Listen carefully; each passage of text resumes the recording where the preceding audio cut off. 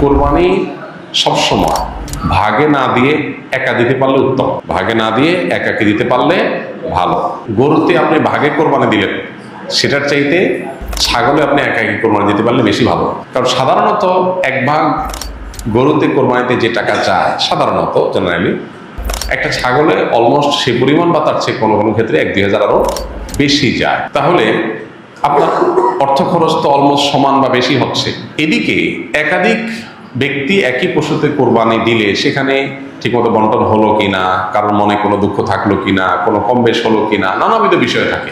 আপনি একাকি কোরবানি দিলে, ভাগে কোরবানি না দিলে এই সমস্ত ঝামেলার ঊর্ধ্বে আপনি উঠে গেলেন।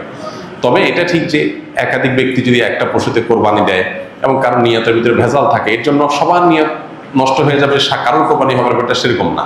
কারণ একজনের পাপের বোঝা আরেকজনের উপরে আসবে না।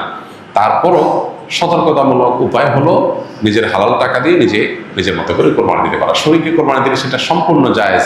একটা গরু, একটা ওট, এই দুই ধরনের পশুতে আপনার সর্বোচ্চ 7টি ভাগ হতে পারে। আর এর বাইরে কোনো ভগ্নাংশ চলবে না, অর্থাৎ এক ভাগ দুজন মিলে নেওয়া চলবে না। যে কোনো এক ব্যক্তি বা একটা পরিবারের তরফ থেকে একটা ভাগ হবে, এভাবে সর্বোচ্চ 7 ভাগ।